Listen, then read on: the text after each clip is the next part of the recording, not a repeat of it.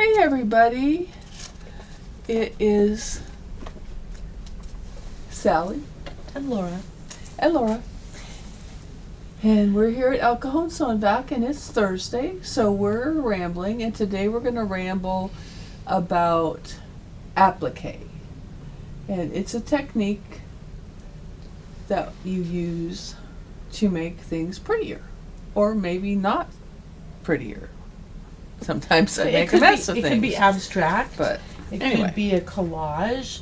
Basically, applique is when you have two layers of fabric stitched together to create a single layer of fabric. I know that it probably doesn't make any sense. So let me show you some examples, because that will make more sense. I'm going to switch to camera 3. Okay.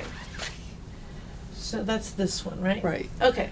So there's applique where you put pieces of fabric on top of other pieces of fabric, stitch around it to form a design. That's one type of applique.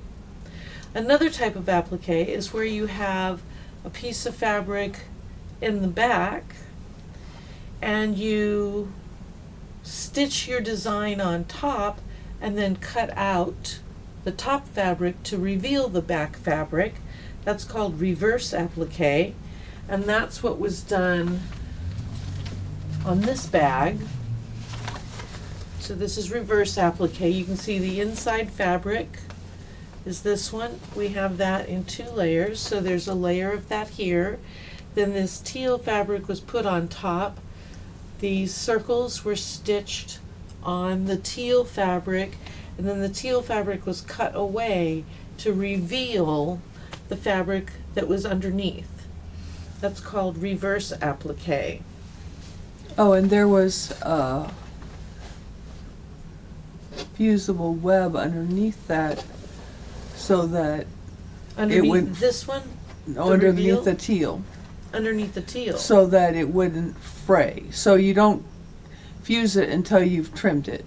Oh, gotcha. Okay. So like on this one, this is a quilt block that Sally was working on. The pink is, you can see on the sides here. So we have the quilt back, the quilt batting, the peekaboo fabric or the reveal fabric, and then the quilt top. And so she stitched out her design, and then she would come in and cut out the little stars. Now here's a little star that's already started. If I wanted to finish trimming out that little star, you just come in here with sharp little scissors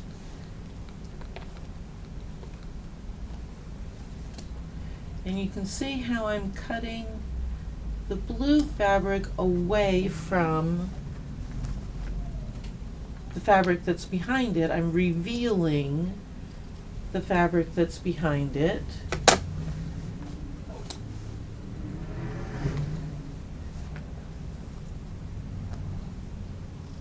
Oh, these are nice little scissors. I like these. I just bought these little scissors. These are, I would call them Famore, but they're pronounced Famore. And look at the tiny little applique bill they have on them. Super cute scissors that we have a couple more here in the store. So, but look at that. I just trimmed that away, and I think that looks pretty nice. Oops, you can't see because I'm in the way. See? Okay, so that's reverse applique. Now, regular applique, there's a lot of different ways to do this. Let's zoom out just a little bit. Okay. Okay, so for regular applique, you would typically take, let's show the products up here in the front. okay.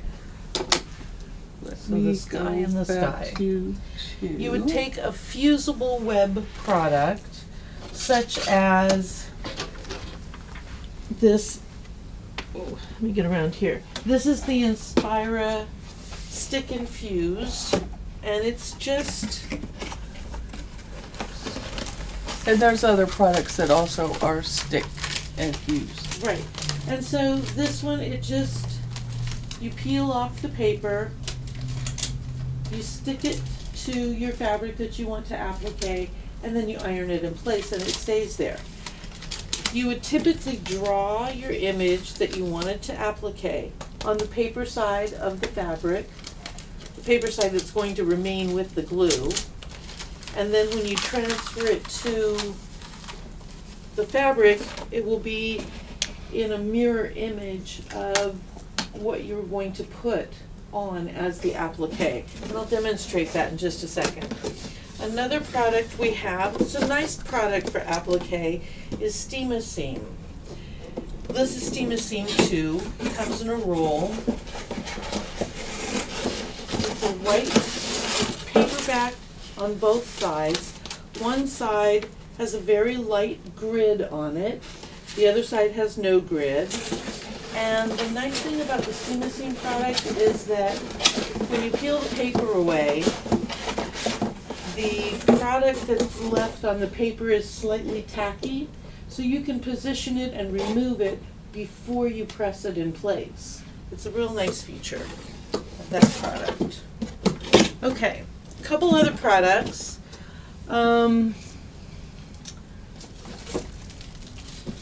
We have Hot Fix adhesive. This works really well in cutters. So you apply the product to the back of your fabric, run it through a cutter like a Cricut, a Silhouette, a Memento, and it'll cut out the shapes nice and clean with no jagged edges. We have it in the roll or in the sheets. Put it down there. Another technique, and I might demonstrate this one, but you take, now this is fusible interfacing for garment construction. It's fusible on one side, but not on the other.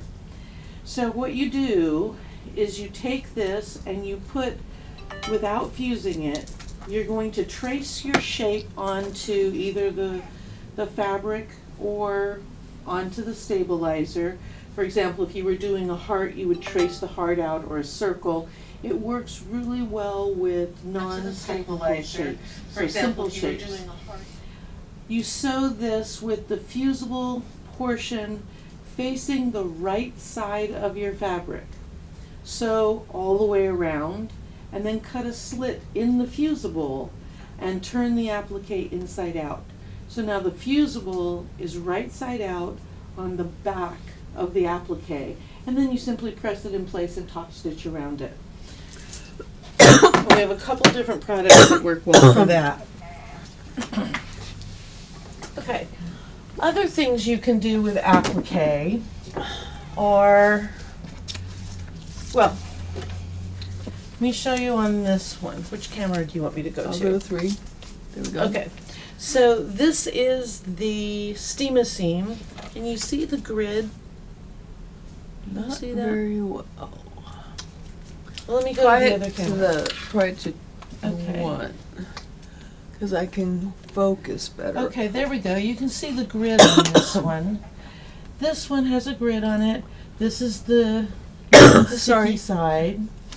But typically, if you were going to have a pattern, say there was a flower or a heart or something like this, if that's your I can't, applique, you were out of group. if that's your applique shape, you would draw that to the paper side or the gridded side of the product, and then you could roughly cut this out like so. You would fuse the applique paper to your fabric, and then you can come in here and just cut out your applique shape right on your drawn lines.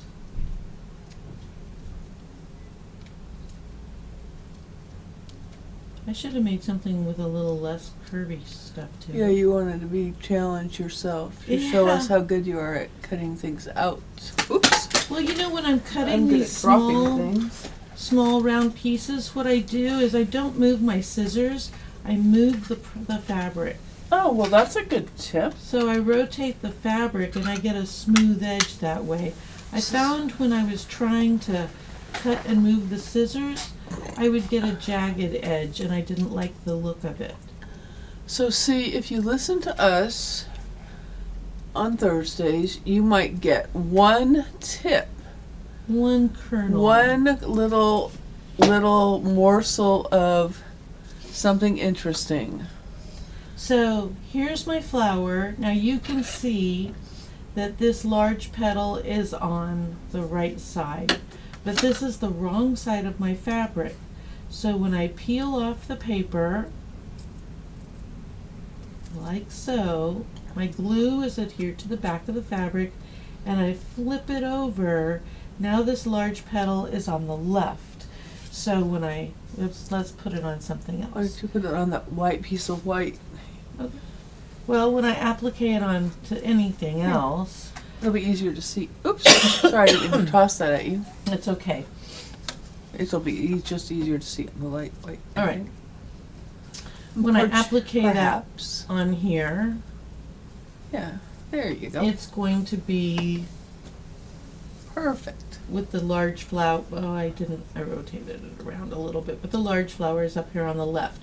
The point of saying that is when you're tracing your image onto the paper, trace it as if it's a mirror reflection, because it's going to flip over when you attach it to the right side of your fabric. And then with the steam-a-seam, I can peel this off and move it a few times before I get the placement exactly right. I just peel it off, try again. Not all fusible webs will work that way, but steam-a-seam does. Okay, and then to stitch this down, Would you fuse it first, or would you stitch it first? I would fuse it first. Oh, I do have my iron ready. Yes, you do. Okay. And you want to use an applique pressing sheet. This is I'm just laughing because this looks like my sewing room. mine too. Scraps everywhere. Oh, what a See, I'm mess. on the pressing mat. All right, and you just press it with the hot iron. Just takes a few seconds. Now, steam-a-seam is not actually permanent until you apply steam to it, but this isn't going to go anywhere. And when I stitch it down, it's definitely going to be permanent.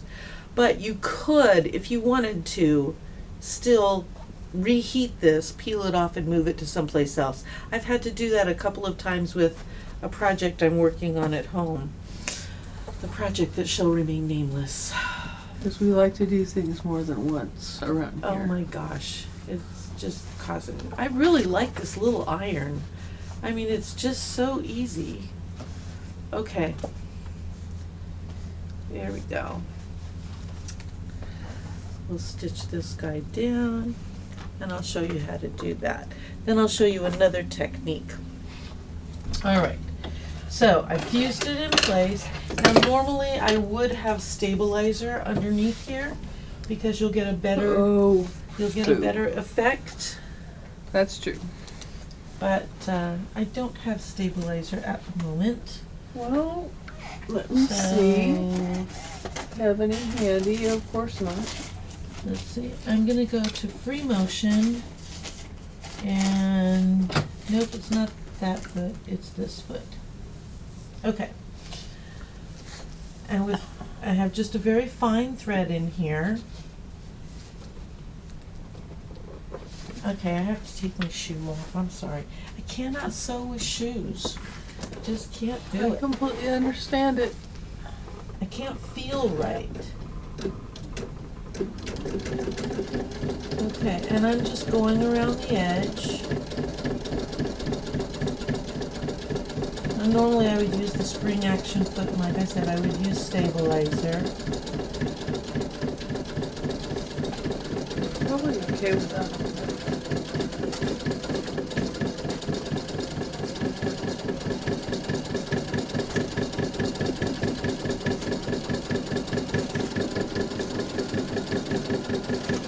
For some reason I only got partial stitches in there. What's the matter? I only got part of my stitches in there. It's like I'm out of bobbin. No, I'm not out of bobbin. I don't know what's going on. Oh no, I got my stitches in there. I just wasn't looking in the right spot. Okay. That's a pretty lightweight thread, so Yeah. it's hard to see it. Well, that's nice. I'm still Okay. looking for a piece of stabilizer for you. Okay, well, this worked. This is okay. Alright, I'm coming back. Okay. So, you can see, I wasn't really close to the edge on this one petal, and I could always go back and redo that if I wanted to, but it is stitched down completely. Oh, you can see from the back nicely. Yeah, it shows on the back real well. Okay, another applique technique, and I'll just use the same little piece of fabric, but a lot of times you end up with just little scraps. And so you would want to take, now these already have fusible because these were scraps that were left over from another project. And if it has paper on the back, you would just peel the paper off. And all I'm doing is creating a piece of applique fabric. This is called crumb applique because these are just little bitty crumbs, little bitty pieces, and I'm just filling up the space, essentially. Not real worried about the overlap. Okay. I'll just do a couple more. I'll just do a little bit to show you. I'm just making sure that the background is covered. Not getting real fussy about it. If there's paper, I'm going to take the paper off.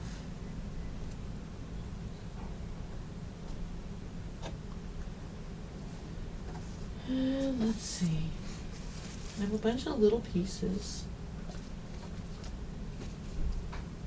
So here's a little bitty piece. Like I said, I'm just trying to cover the back.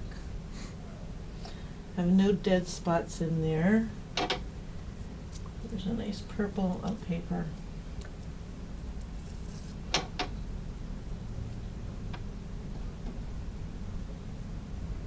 Alright, so that gives you an idea. Now I would take this over to my pressing mat, so I'm going to do that.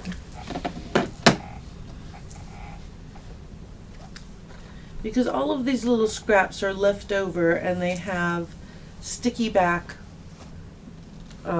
webbing on the back of them. So I can press them down like this. And again, you can do this with a large piece of paper. If you have little scraps that don't have the webbing on the back, that is not a problem. What you do is you take the transfer web or the steam-a-seam, whatever kind of fusible web product you're using, and you lay these pieces of paper directly on the sticky part of the web and then iron them down in small segments.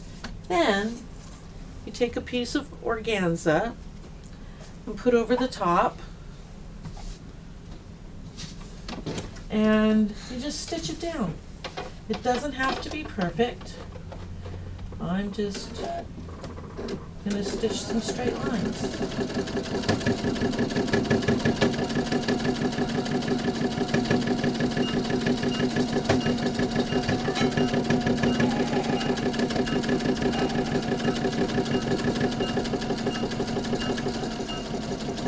And notice that since I'm using the free motion, I'm not using, I don't have to go into reverse. I can just move the foot with the fabric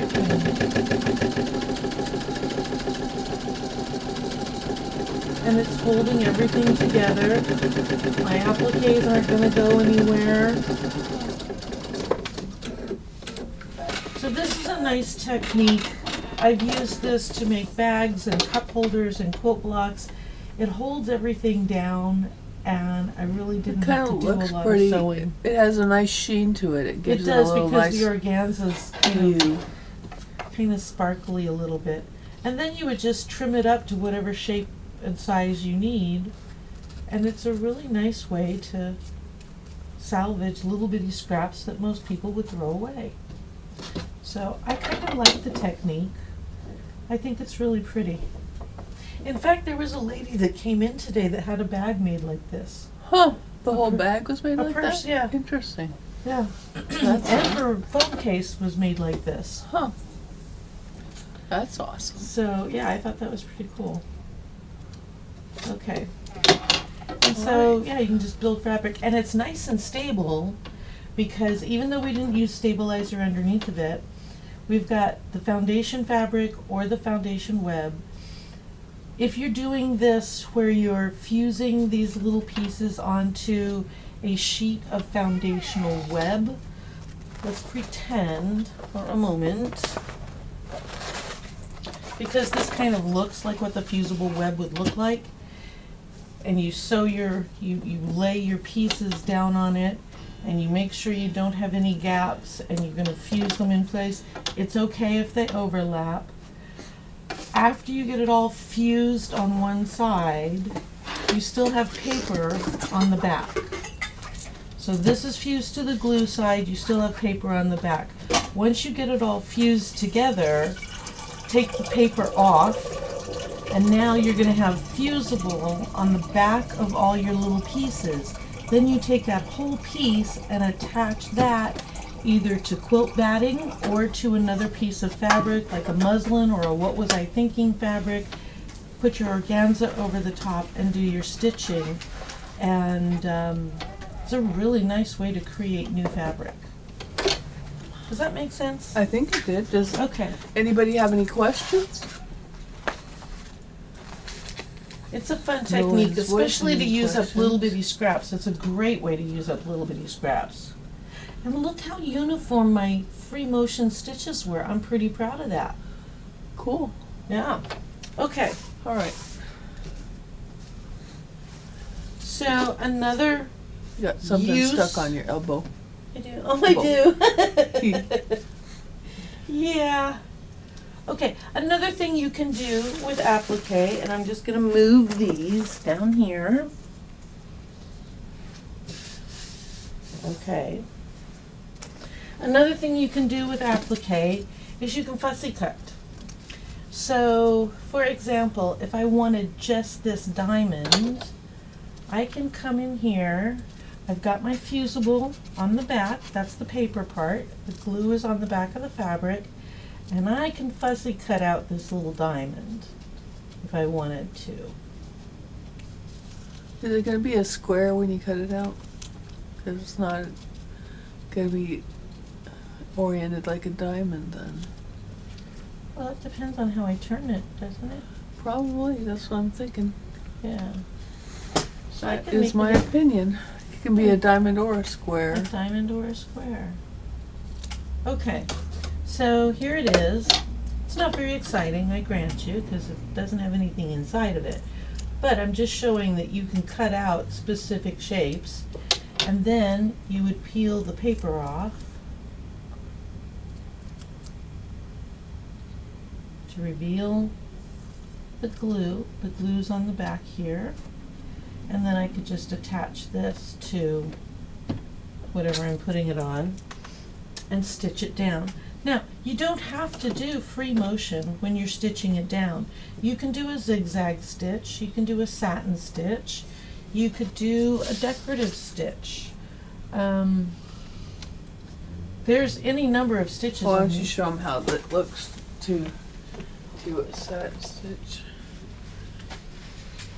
It depending. Okay. Okay. Yeah. You want your foot or your My zero, zero. 1A or your 0A? Probably, well, either one will be 1A fine. probably because it has a glue underneath, I think. They both do, but one is for the free, this walking foot thing, and one is not. Okay. Okay, here's this one. What- Alright, so I'm using a foot that has a channel in the back to accommodate for zigzag stitches or other than a straight stitch. So say, Laura, what if you didn't want to put fusible web on the back? Okay, you don't have to.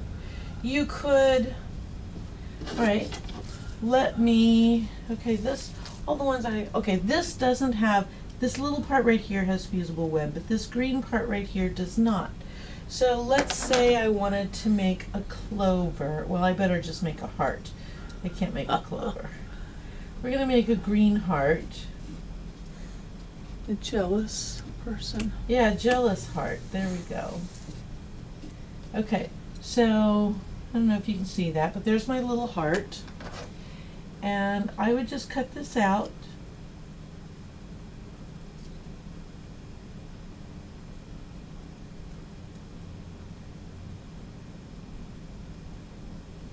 Again, turning my fabric.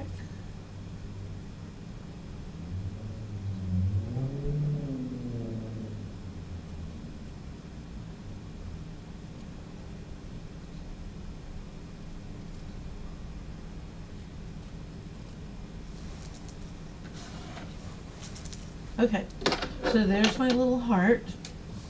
And if I wanted to put that on here, I could take spray adhesive or I could take a glue stick and just put a little bit of glue on the back side of my applique piece. I don't have to glue the life out of it, just a little bit.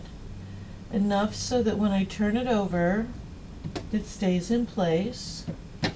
And then I can select my applique stitch.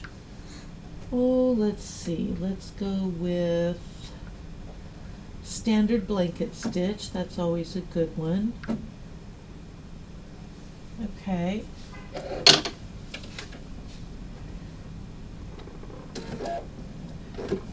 Oop. Oh, I'm still in free motion. Hold on.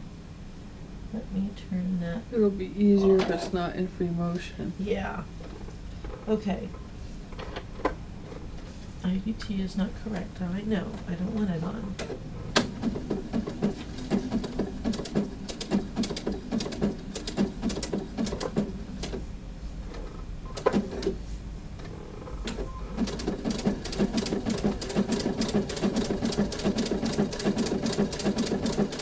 And when you're coming to a point like this, I like to set this so the needle stops in the down position.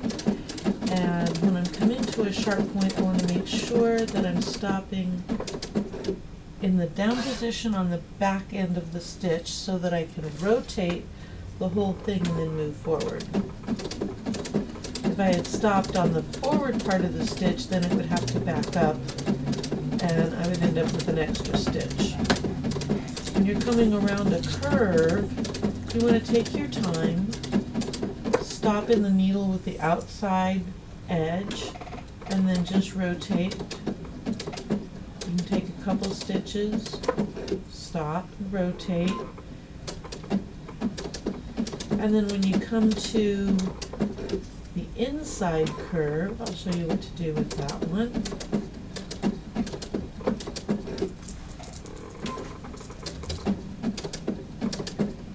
Come to the inside curve, you want to get right into the point, turn it so that it's perpendicular to your needle,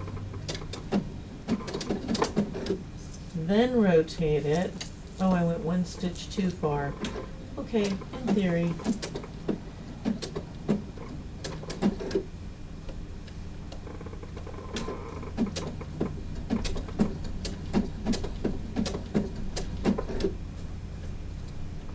So you just keep your work perpendicular to the needle and work your way around.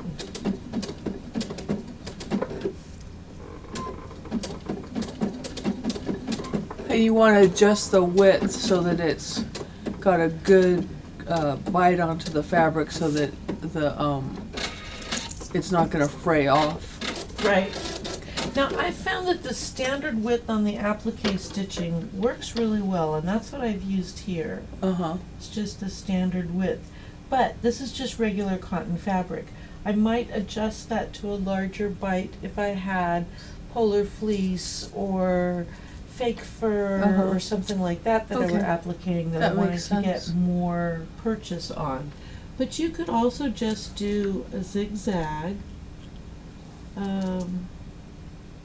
Okay, I'll do a zigzag on two sides.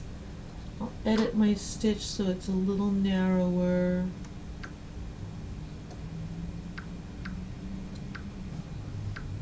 Okay. I'll show you what that looks like.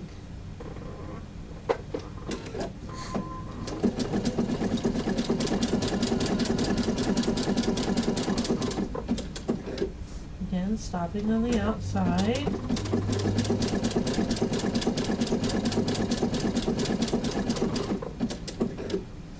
Alright, and then I could also choose a satin stitch. Let me make that a little narrower.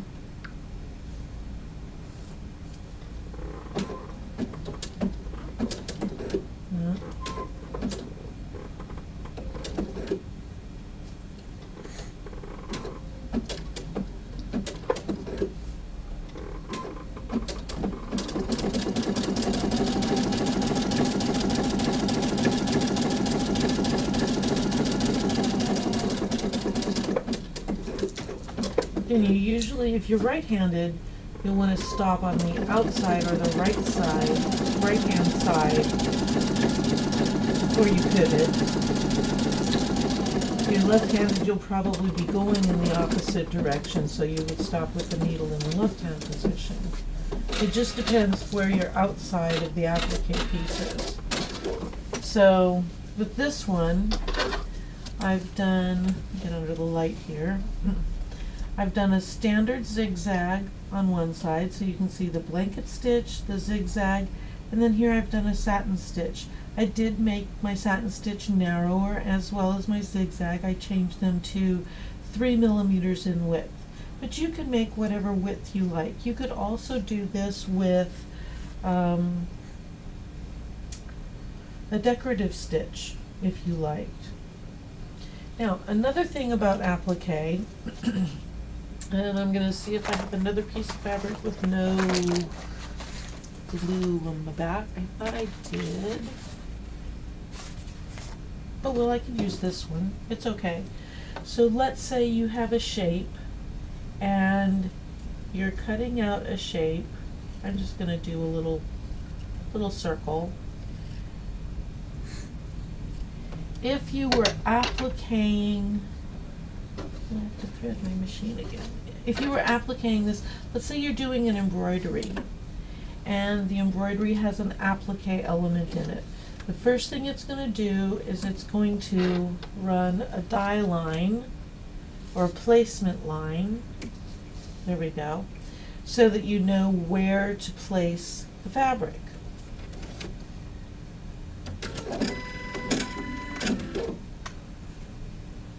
So let me show you what that would look like. Let's pretend that we're putting that circle on the inside of this.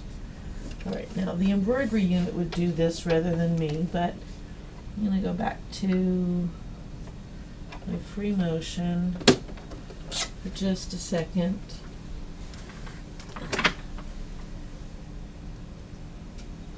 Oh, there it is.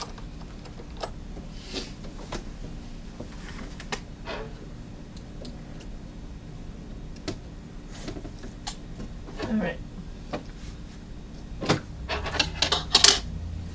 So the first thing the embroidery would do is it would tack down, oh, I still have the satin stitch on. There we go. Alright. So it would run a placement line.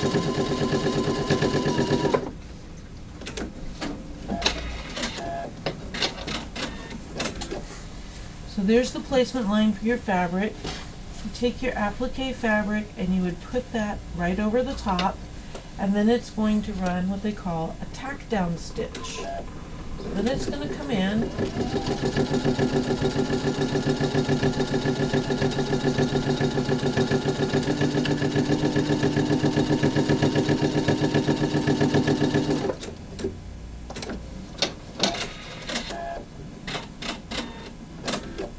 and tack down your applique fabric.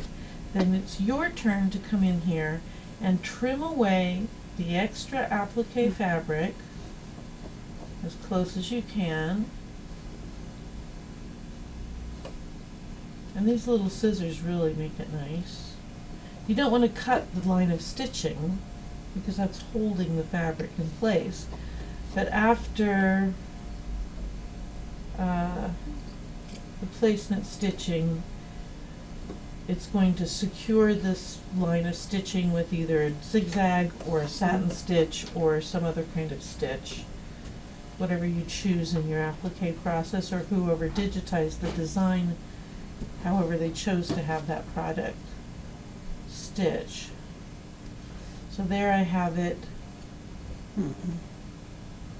applique down, and I would come back in and let's say it's that satin stitch again. Oops.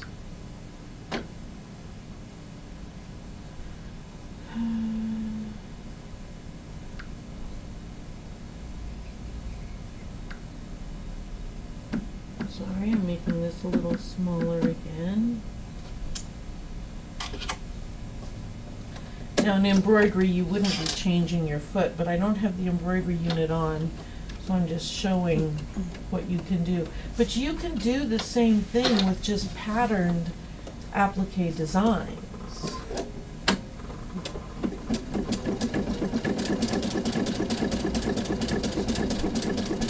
And then you just rotate it around.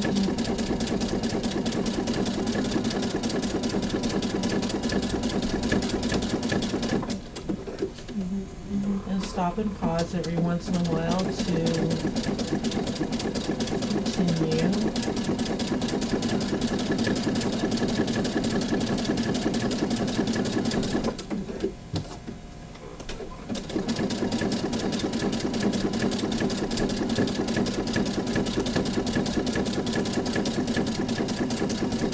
If you have an open toe foot, that would work better, because then you could actually see exactly where you're stitching.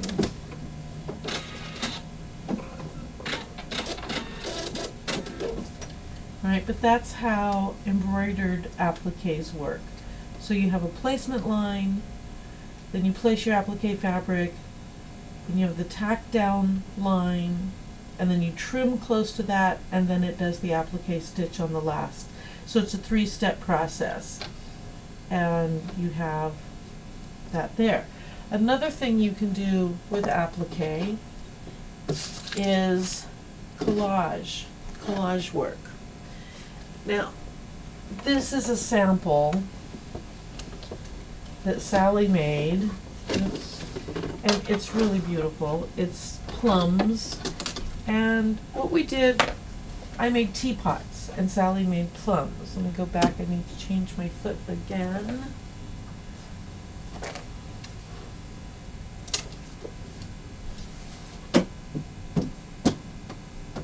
Okay, give me a second here. I just had it. Oh, here it is. I found it. Okay, so these are pieces. We have the fusible attached to the back of our fabric pieces. It's a rough pattern. You just kind of lay dark, medium, and light fabrics. Let me rethread my needle. In the orders needed to create the collage. So these are plums, and we're just going to tack them down now. So you can do this by outlining the individual areas, or you could do an all-over stitch that covers everything. Now, one thing I want to point out is with this kind of applique where you have pieces overlapping one another, you can see this light purple piece overlaps this piece, and this piece, you can see if I lift it up here, overlaps the piece down below. You only have to stitch the area that's on top. So I don't have to, if this little piece here goes back like this, I don't have to stitch that, because when I stitch this and I stitch that, it's going to catch whatever's below it. So all I'm going to do is I'm just going to come in here, oops, change back to my straight stitch, and change back to free motion. Alright.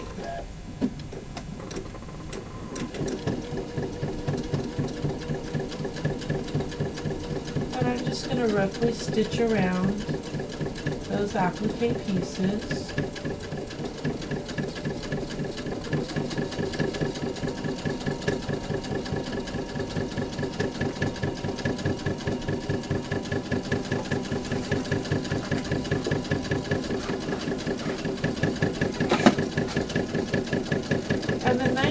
about free motion applique is you can get very creative. You don't have to stay exactly on the lines. You can get very expressive.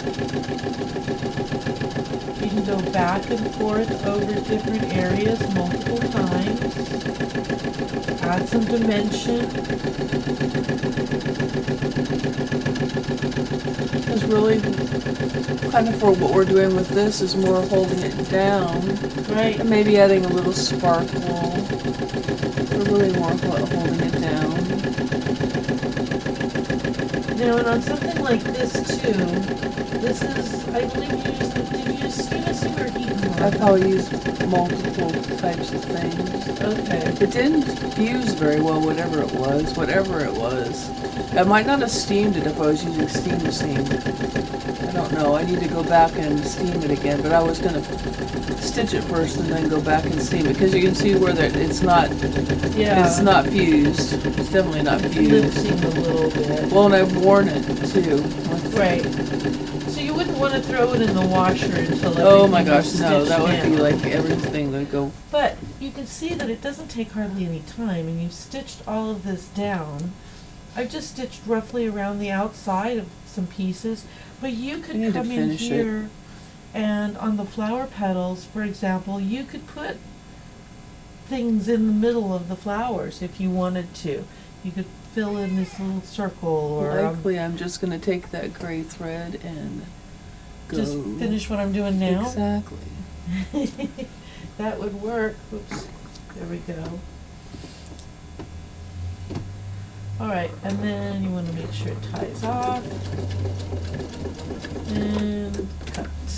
Because it does add a little bit more dimension to see, kind of the flower looks kind of better since it's been stitched than it did Here. before it was stitched.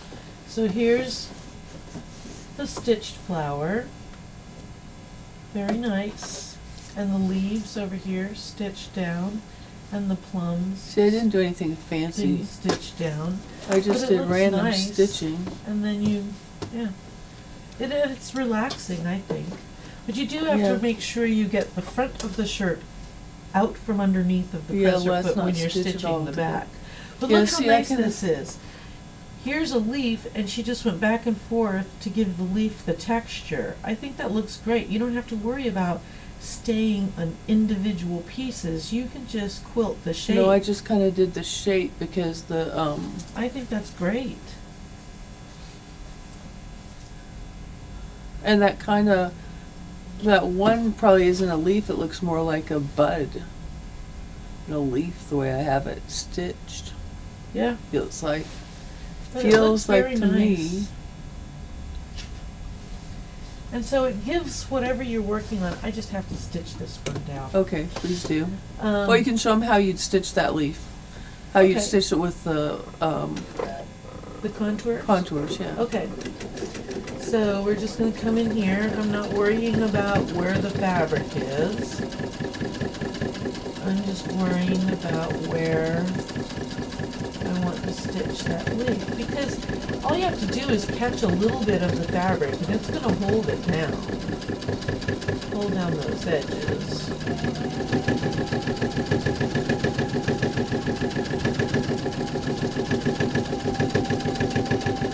I don't know why that didn't want to stay fused, but it sure didn't. And you do want to make sure you have enough stitching in there to hold it down, but it doesn't have to be a lot.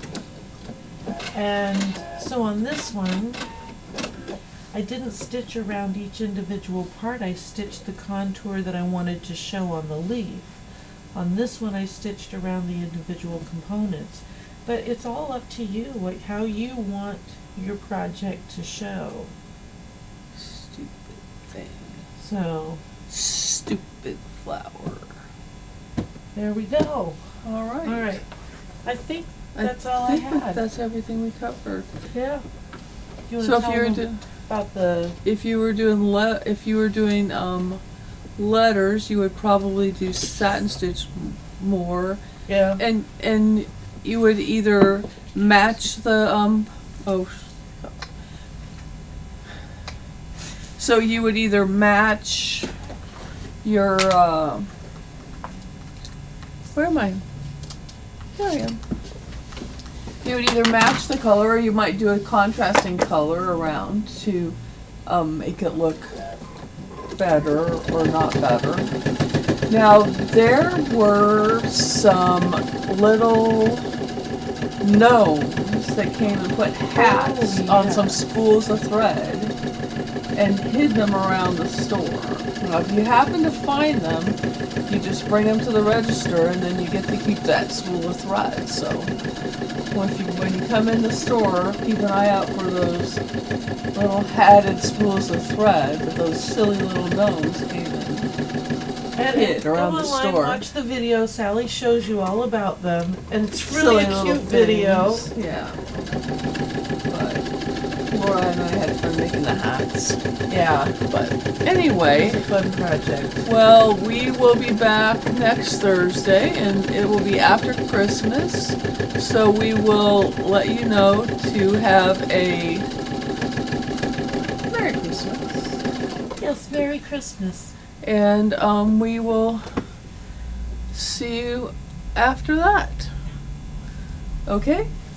Bye. Thanks. Bye.